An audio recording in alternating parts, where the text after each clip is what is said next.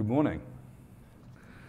I was wondering how I could start talking about this, and I was going to make a kind of a funny joke, and I was going to put up a big picture of a convolutional neural network and say that we were going to talk about that, knowing that some people may have got in last night. I had some cocktails. Then I realized that actually you probably already knew what convolutional neural networks were, what they could do for society and how that could happen. So today what I'm going to really do is just ground ourselves in thinking about finance and artificial intelligence. Why am I here? Well, I'm a futurist, and I've spent a number of years looking into predictions. I've spent time in the Valley and across Europe and North America working for software companies, management consultants. I was up to my eyeballs in data for most of my working life in predictive analytics. But interestingly enough, when I was at university, at Bournemouth University, I did a course called Applied Psychology and Computing. And 23 years ago, we delved deeply into what artificial intelligence was, what the application is, and actually built neural network grammar checkers, like 20 years ago, that didn't work particularly well.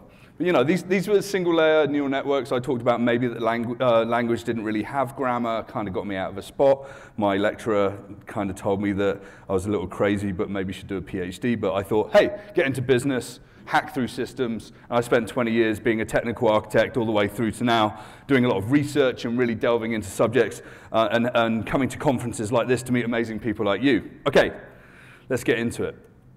So today I'm going to talk a little bit and just set the scene around like the birth of artificial intelligence. I may cover some areas that you're already aware of. The financial revolution and how artificial intelligence has got a grounding in that and how it is changing. And then really looking from 2017 to 2025, I actually changed the final section to say 2020, because I actually think that we're actually going ahead at a much faster pace.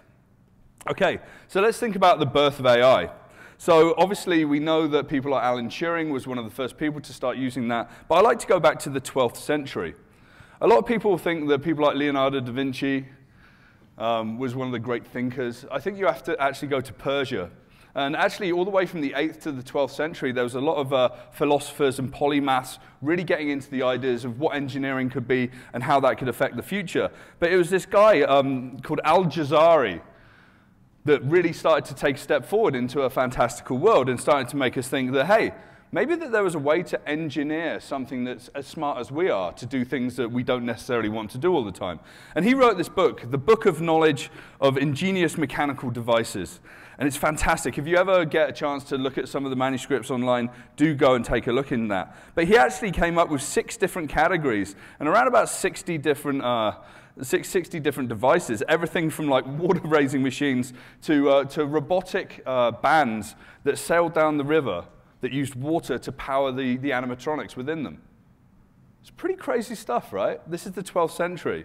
Obviously, like, he couldn't build these things, but I actually think that it's a really nice way to think about the dreams that we've had about how artificial intelligence or artificial life can actually help us out. And, you know, Greek mythology has actually got a lot of that as well.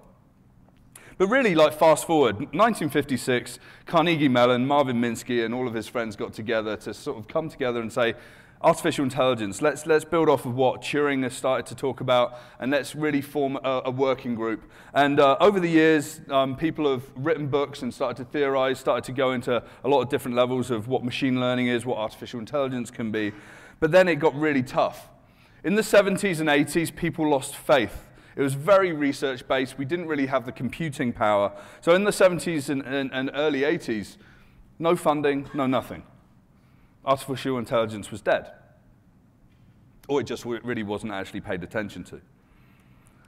And then, like, in the 80s, it started popping up in very interesting places. So, you know, even with, like, Pac-Man, it actually used the state machine, which is an early kind of artificial intelligence, to affect autonomous gameplay with the characters within that. And then this happened. Garry Kasparov got beaten by Deep Blue. And I think this is actually a pivotal moment that people were like, oh, here are the machines. And here's a machine that's very, very smart. And chess is really complex. And Kasparov's top of the tree, the grandmaster. And he got toppled. And, you know, and then we've got Watson goes on Jeopardy. It's kind of a bit showy. I love Watson. It's pretty cool stuff. You can play with it online as well. But there's a problem, and there's always been a problem with artificial intelligence. And there's a communications and information professor called Poliani that came up with a paradox that we can know more than we can tell, and this has been a huge stumbling block for artificial intelligence.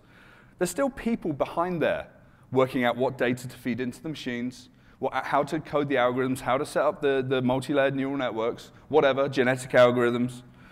So how can we really get that machine learning properly? And then this happened this year. So Lee Sedol's like the 9th Dan Go champion, Go's a game that's like 2,000 years old, infinite possibilities, and he got absolutely thrashed 4 games to 5. He actually won one game and thanked the Google team for letting him win. You know? And what's interesting is that AlphaGo figured out the winning strategies itself, but it looked at all of the libraries of all the Go matches over the last 2,500 years of history.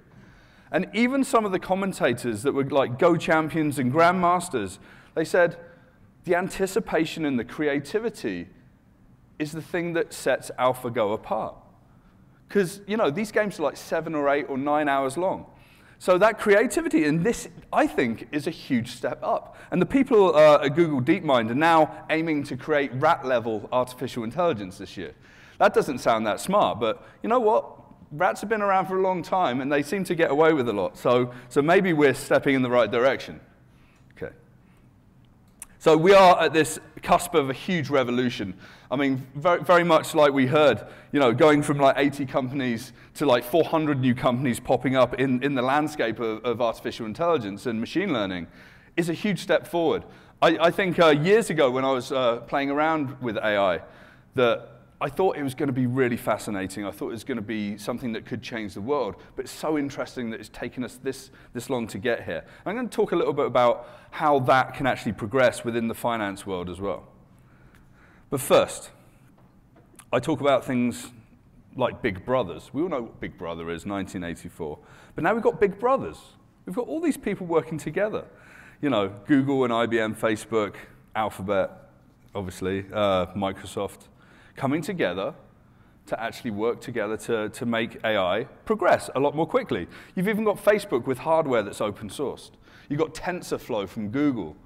You know, for the first time, we're actually really having platforms that we can do a lot with. It's fantastic. But what's really interesting about all of these people coming together is that to really get adoption and really get it into the mainstream, we almost have to strong-arm it into the situation, into the market. And you know what? Like Facebook, 1.7 billion users. Gmail alone has got AI all the way through it, and the whole Google stack does too. They've got over 1 billion monthly active users, and just think of all that data. Amazon, over 240 million user accounts. And then if you go to Microsoft and IBM, I started to look at numbers. How many customers do they have? It doesn't matter, because the smaller amount of customers have got a huge amount of influence over all their customers as well. So we're talking billions upon billions of people in the world that ultimately can be touched and are being touched by AI today. And as it progresses, more AI research is going to come out of that. More smarts are going to come into the overall group mind around what AI is. And really, it's going to go from 400 companies in the year doing AI to almost every single company building out divisions to actually integrate this technology to make it work harder for them. And you know what? The customers changed. Everyone talks about millennials. I'm not a millennial. It kind of upsets me that people talk about millennials all the time. But they're people just like anyone else, but they've got a particular opinion, especially around finance and banking. 73% of millennials would be more excited about a new offering from Google, Apple, Amazon, PayPal, or Square than from their own nationwide bank. People have lost faith in banks. I went in and I did a presentation on fintech and banking in a very large global bank about 4 weeks ago. And I warned them off. I said, don't go acquiring fintech companies, small new banks. Don't do it, because you're not going to be able to do what they can do. And do you know what? Partner with them, work with them, make it happen. Lloyds Bank in London have just hired a fintech czar. I hate that word, czar. It's just such a bad name. Anyway, the head of fintech research, say. because they have to bring these new people in. And all the companies that are here have been revolutionizing the world. Not because they've asked permission from banks and other people like that, because they've gone to banks with solutions. And then, over and above all of those big brothers, Samsung go ahead and buy Viv. Have we all heard of Viv, right? I'm going to present a little bit more about Viv later. The team that built Siri, built Viv, conversational commerce, huge. They were probably being courted by every single person in the valley that had a few $1 billion in their pocket. Samsung walks in, and Viv chose to be acquired by them, because think about the billions of Samsung devices in the world, a software upgrade, and suddenly your intelligent assistant is in the hands of over 1 billion people, right? It's a game changer. Okay, setting some context. But what about the financial revolution? What about what we're doing? Well, I like to think of the economy as the fractal economy. I studied complexity theory. As we know, fractals are infinitely complex. You can go down and down and down, deeper and deeper. You can see more patterns. Mandelbrot and all these great math professors really got into the pure mathematics of what fractals are. But the fractal economy means that we're infinitely complex as an ecosystem. Not only from the customers and the transactions that they do, but the intercompany transactions, the way that the world's working. As we add things like blockchain, as we had cryptocurrencies, as we change the way that we operate, as you see countries like Sweden and Finland and Norway going completely cash-free, you know, it just changes the way that we work. And within that fractal economy, we've got data. And that's the thing. Today, we've now got the opportunity to enhance what data that we have, really find out how it can work for us, and then feed that into our artificial intelligence systems that can then do machine learning, make recommendations, and really help provide better service in the finance industry. So that complexity, that growth is going to continue, and it's very organic. And I think that organic nature is something that we're going to see coming forward in some of the discussions that we see about AI. And what's interesting is, and this is an old quote from like 2012, so this has probably already been superseded, but every day we create more than 2.5 quintillion bytes of data. That's 10 to the power of 18. That's so much data that the 90% of the world's data today has been created in the last 2 years alone. Because I'm a nerd, and because I used to build massive data warehouses, like, how many data warehouses is that? Well, it's about over 4 million large-scale data warehouses every year get built. Have you ever built one data warehouse? I spent years building, I spent like 15 years building data warehouses and built like 4, you know? Everyone's like, yeah, me too. Okay. And now, like, we've got this situation. We've got so much data, big data, data lakes, all the cool stuff. But then on top of that, we've got machine intelligence, and it's really exploding.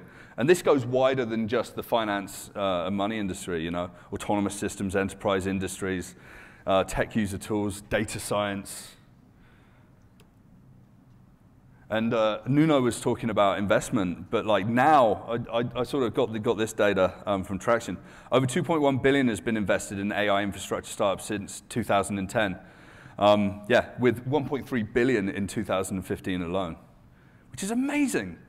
People know where that potential is, and you know, we've ushered this in with the hard work that companies have been doing in that field. And why? Why is this important? What are the opportunities? Well, with increasing data volumes, there's opportunities around mining what's important within there and using it, but using it in real time, and using it in real time in transactions, both automated transactions between systems and with customers. The demographics are changing. There's a huge opportunity to really bring people into the story. How do we deal with, you know, regulations and policy? How's that going to change? Well, we're outpacing it right now. And later on, I'm going to talk a little bit about the implications about what we need to think around that. Efficiency, we all want efficiency, make things cheaper. And then there's the changing technical landscape. And then I pulled this slide on CB Insights, and here we've got, you know, Feedzai and a number of other people in this room as well that really come into the AI landscape as it relates to finance. So there's lots going on, and there's lots of very cool people. You're doing some very, very important work. So the fun stuff, some examples. I have to start with bots. Everyone's talking about bots. A bot took over most of the software companies, I think, yesterday in the US, didn't it? Mirai is a bot that hijacks lots of Internet of Things devices and did a denial of service attack. That was fun. Not really.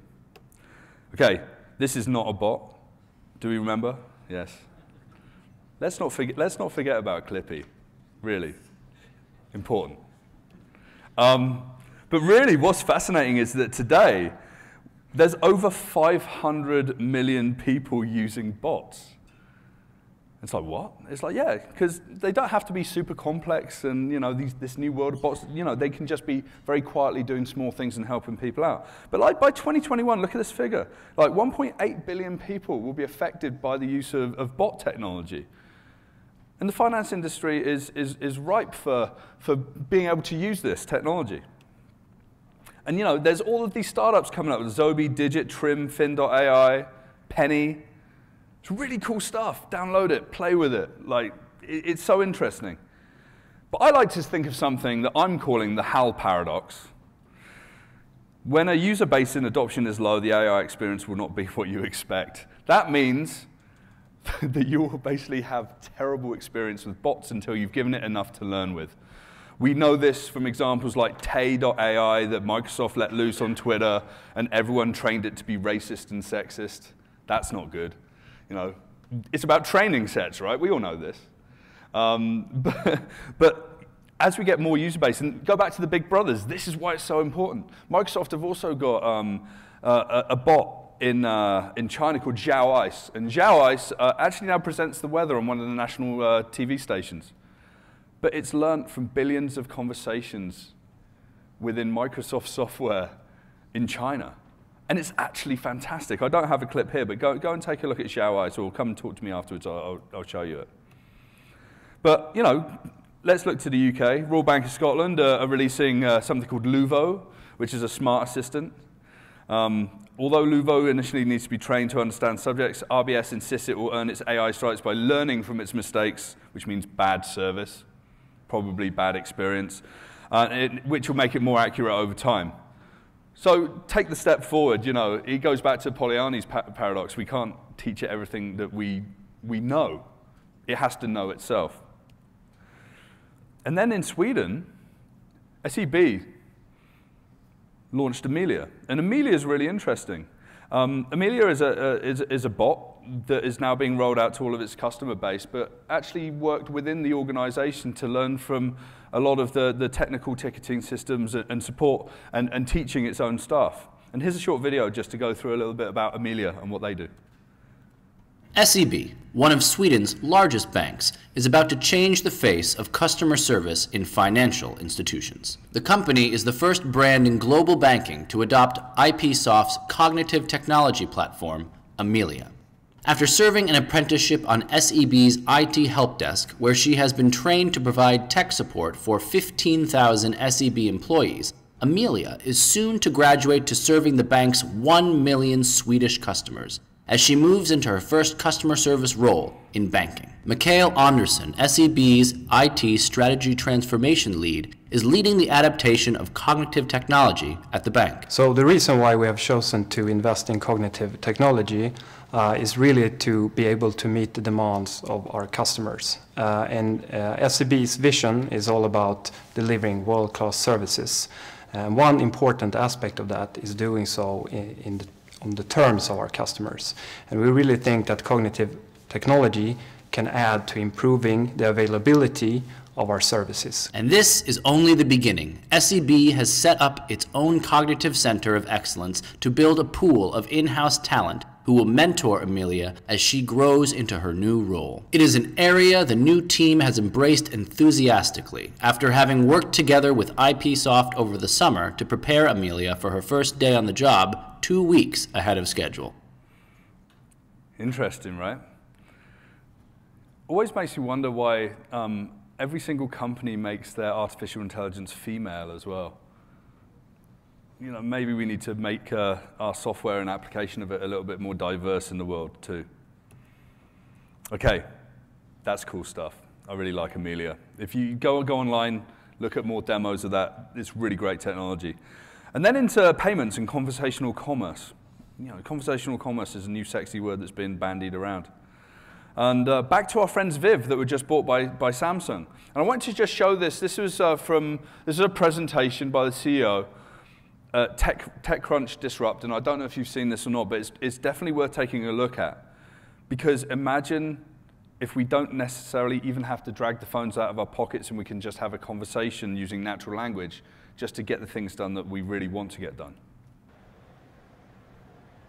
Send Adam $20 for the drinks last night. Okay, our friends from Venmo come up. It knows who Adam is. It knows what it's about. We're going to go ahead and send that. That's it. It's done. Adam's got his money. One sentence, and it's done. Let me continue. Send my mom some flowers for her birthday. Our friends from ProFlowers come up with some beautiful arrangements here, but, well, she is a tulip lover. Let's try that. What about tulips? Great. So, some beautiful arrangements here. I'm going to go ahead and do that. Knows where my mother lives, seamlessly puts all that together, and we'll go ahead and buy that.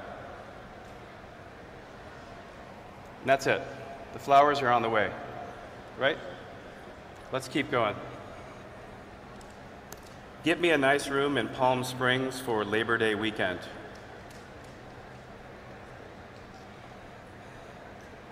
Our friends at Hotels.com come up with some cool options.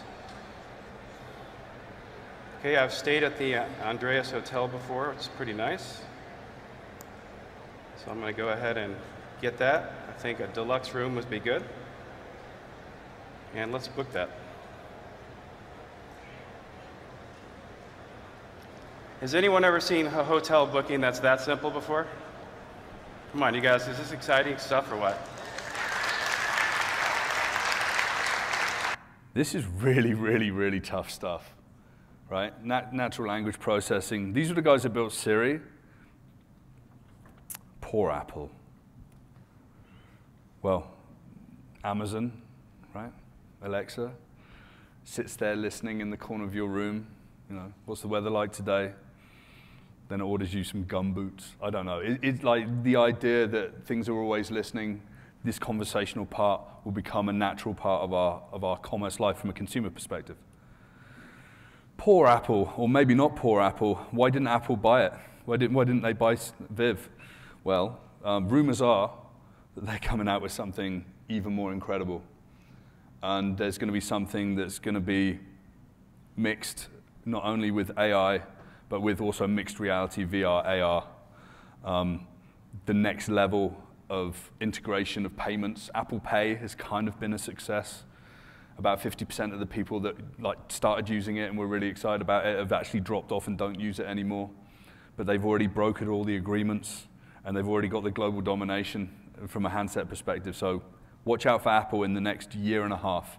Something's going to be incredible from them in the whole realm of conversational commerce. And that's going to level it back up. And Samsung's going to work harder, and Apple's going to work harder, and then everyone else is going to raise it up. And then within like 3 years, it's going to be natural. We're never going to pull our phones out of our pockets, right? Ideally. And you know, the blockchain as well, there's a little bit of work that's happening in blockchain and AI. There's this experiment with these 7 banks working with Ripple, actually moving money across borders. Just experimental stuff right now. I thought that was pretty cool from a payments perspective. I was just chatting down here about that. Okay, conversational commerce and payments. Then into lending. These are just little touches in each. It's not comprehensive, so bear with me on this. So one really good example, obviously we know Lending Club and Prosper, but there's a company called Underwrite.ai that has now utilized the data within both those platforms and is doing something really interesting. By exploiting underwriting inefficiencies in the pricing models of these exchanges, we discovered that we could significantly outperform the anticipated yields at all asset classes. That's pretty crazy stuff. So you've actually got AI that's using data to outperform humans. The fund closed out 2015 with a net annualized yield of 18.55% on lending club assets and are trending at 20% annualized return for 2016. I think everyone kind of wants that return, right? So there's a huge opportunity in lending and peer-to-peer lending, and as AI gets into that, it's going to become really, really essential as a new field of a lot of advances. But what about fairness and bias? Because if I sit down with you and I talk about lending, I understand your personal situation, and maybe we have a conversation about that. There's a problem because there's data and there's the people building the systems that are exploiting the data and the AI in the way that they actually learn it. And what's really interesting is some of this AI will take handwritten forms and submissions. They'll look at all of the data about you, and they'll actively be biased against who you are. Now, we can't do that as humans. I sit down with someone, I can't be biased based on race or gender or anything like that. But there's some of the AI that's now actually becoming biased based on the quality of your handwriting, which determines how well you're educated and how that relates to risk. And it's not regulated in the same way that we are as humans, because it's a machine. So there's some really interesting challenges there. And I love this article from Cathy O'Neill. Unless they're auditing the algorithms for fairness and showing me those audits, why shouldn't we expect something to be going wrong? So who's auditing what's being done? It's great that we've got this progress, but when the rubber hits the road in the finance industry, how do we make sure that the AI that's doing things autonomously and the companies building it are actually doing it in ways that are ethical? Huge consideration. Okay, Robo Advisors. I'm actually going to start with robots here. Actual robots. Robo Advisor Pepper is greeting customers in front of a bank in Japan. Right now, it's only in charge of assisting simple bank duties and introducing new products, but soon enough, the robot will be expected to work at the counter as well. That means Pepper can go beyond simple information processing and communicate with customers by interpreting their facial expressions and actions.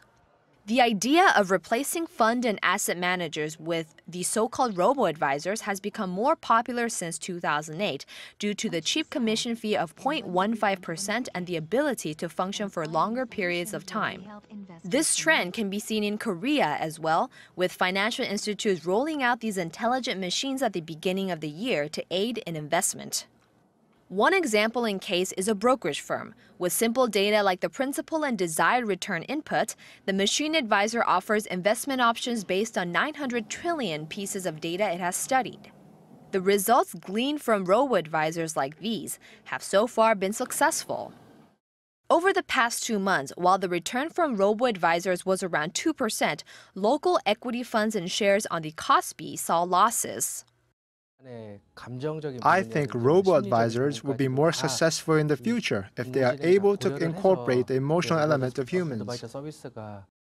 Yeah, it's interesting, right? Has anyone ever met Pepper the robot by SoftBank? It's really cool. Give them a hug. You know, robots need love too. But as we teach robots about love and emotional intelligence, I think that's the next stage. What are the pros of having robo-advisors? 24/7, they never tire. Bigger data set, trillions of points of data. Cheaper investments in increased trust and removal of bias, hopefully. Cons, do they give you personal advice? Do they ask about your kids? How was your weekend? Do they offer you a beer? I don't think so. Only as good as the data and techniques that are used for learning. There's actually a lack of ownership of knowledge around investments. So they manage portfolios, but how much do they care about their personal approach? And then trust. Can we trust robots? Maybe. Okay. Then into investment banking. I just want to run this short video by a company called Tensho that I think is doing something very, very interesting. What is Tensho? Well, it's a company that taps big data to answer complex financial questions. We're bringing you an entirely new dimension of context to our daily coverage. Now, a lot of hedge funds have been using this complicated information for years, and for some of them, that's the little special sauce, the secret sauce that they use to get a leg up on trading. Well, we're trying to democratize that information. What Tensho does is it builds computer systems that allow people to make better, smarter, faster, more informed decisions with statistics. So it's actually rather similar to sabermetrics, what sabermetrics, more commonly known as Moneyball, did for sports, to quantify, to measure, to understand the impact of every catch, run, throw, pitch in a game. Yeah, so Tensho is doing something really interesting, and they're actually calling it like the Siri for Wall Street.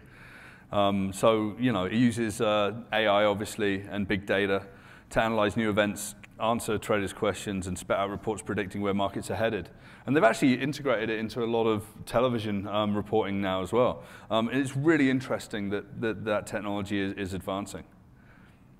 Then into fraud. I was just pulled this up like literally yesterday. This is from an article. Probably got friends from PayPal in the room, but we know PayPal generates about 10,900 in payments every second, and it handled 4.9 billion payments in 2015 for 188 million customers across 202 countries. So we know the volume's there. But what's really interesting about PayPal is that they actually started building their artificial intelligence into their systems about 10 years ago. They've actually got their own bespoke systems, and they're rolling this in. So I think it's interesting that people can go in-house and build up a capability. I think that could be really important for some people going forward, as well as augmenting it with certain packages. To detect suspicious activity, and more importantly, to separate false alarms from true fraud, they use a homegrown artificial intelligence engine built with open source tools. But what's really important is that there's a definite link between the human fraud analysts and its AI program. The human working with the machine. And I think that that's going to be something that we're going to have to really reinforce as we go forward. Then we've got our friends at FeedZai. Thank you, FeedZai, for bringing me down here. They process over $2 billion per day globally, and they deal with the largest debit card network in the world. You know, they do more than fraud, but you know, they go deep. They get into the big data. They really make things happen. It's fantastic. Another company called BioCatch, which focuses on mobile, uses everything in terms of like patterns in data, cognitive profiles, but biometrics as well. Really interesting how they stop malware. Go and read about those guys as well. Okay, stop. Because there's some things that we need to consider. All of these parts of artificial intelligence coming into the finance industry is exciting, and we want it to happen more, and we want to build more things. But what about the jobs? What about the people? What are we going to do? Well, what are the people in the finance industry going to do? We're okay. We work in software, right? Well, people think that, well, about 60% of people think that the use of robots or programs equipped with AI will lead to fewer jobs within 10 years. It's likely. So many more jobs that have got value today are going to be considered dead-end jobs below the API. This is from Bloomberg. So by 2020, even more jobs are just going to disappear. Shock horror. Who remembers 1764? This is the spinning jenny. You may have heard of a group of people called the Luddites. And in factories, the spinning jenny came in and could constantly spin yarn, make fabric. And that removed jobs. The Industrial Revolution came. The Luddites came in and tried to smash it down. People are scared of AI in the same way. But the jobs are going to change, and this is what we need to realize. Even when the car came in, oh, you know, what about the horses? Justice, progress, let's go, right? So maybe in the future we're going to have organizations within finance that have actually got people that focus on community engagement and culture. It's hugely valuable. People that train AI, even counsel it. Systems ethicists. You know, is it being used in the right way in all situations? What if there's a complaint? Let's think ethically about how people have been treated. Data scientists and supervisors of systems and developers. I think developers are going to be one of the most important things within finance industry. But what about accountability as well? Well, I'm not sure if anyone has actually downloaded the US administration's report on AI. Yeah? It's good stuff. It's really good stuff. And President Obama was in the Wired offices. Actually, it looks like they're in his office, actually, talking with Wired and people from MIT about the implications of AI. And you know what? The guy goes into some very important points.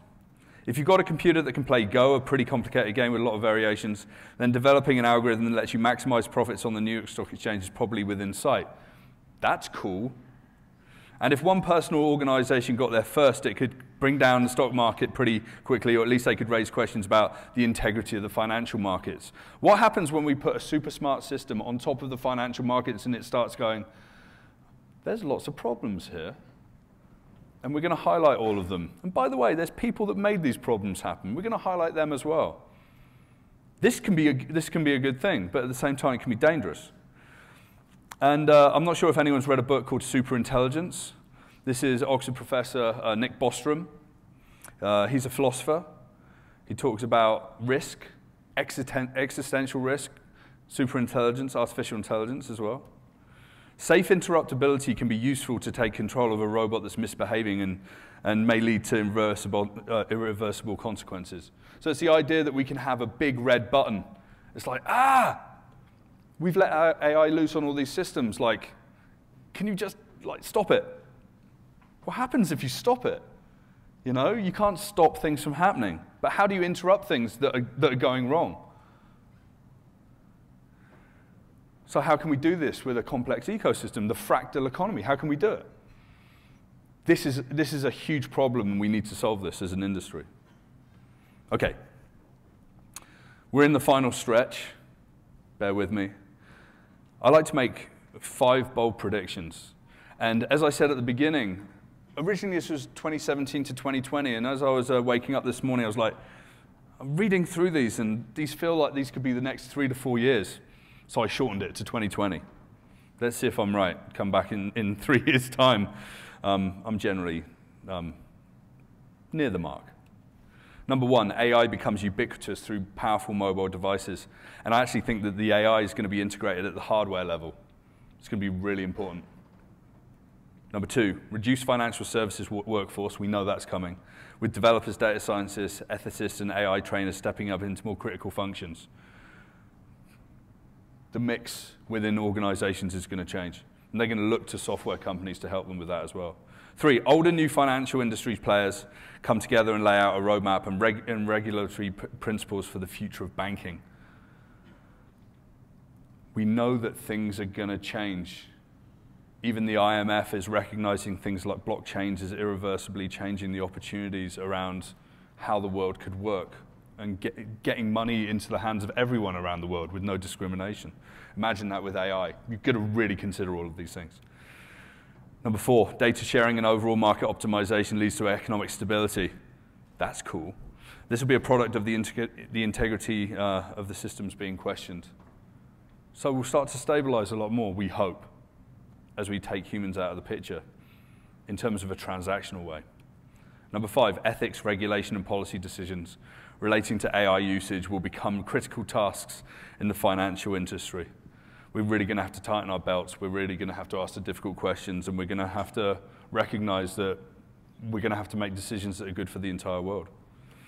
But what about the future? Because when I look further and further ahead, I'm a huge techno-optimist. I think amazing things are going to happen. I know our friends Elon Musk and Stephen Hawking are like, careful, we could die, apocalypse, horrible things. But I actually think that there's something positive in the context of artificial intelligence and the finance industry. Quantum computing is coming, it's already progressing. D-Wave up in Vancouver, where I live, is doing amazing things there. So quantum supremacy, as Google's calling it, is the idea that someone's going to get there before everyone else and kind of own the market, right? And help enable more people across the world to use that technology. So that supremacy and banking applications will revolutionize the management of central banking and financial applications. To just put it into context, the largest and most powerful supercomputer in the world is in China. It's the size of 2 football fields. A 50-qubit quantum computer, they theorize, be about the size of 2 large fridges, will outperform it in a microsecond. It's going to change everything. You know, and it's going to be very dangerous. And let's hope that it never gets cheap enough that you can literally just like knock one together yourself. Not for a while, anyway. And this is the big thing. I think this is the coup de grace. I think this is the ultimate goal, my ultimate goal. I'm a libertarian. The long-term effects of AI and advances in computing power, I think about 20 years out, will mean a more wholesale redefinition of wealth, monetary usage, value, and a focus on equality across societies in the world. Basic minimum income, equality, will Vegas exist? Might be completely different in 20 years' time. Maybe it would just be a strange annex of the old world. That'd be cool too. But as we look out onto the horizon, I think that AI financial systems go together very, very well. I think that there's going to be a huge revolution in the area. I think that there's going to be lots of interesting developments. I think we look to research and development that's doing amazing things. I think that we bring that very quickly into applications that we apply in the finance industry, whether it's payments or lending or commerce or whatever. And I think that we can actually end up in a much brighter world. And that's it. Thank you very much.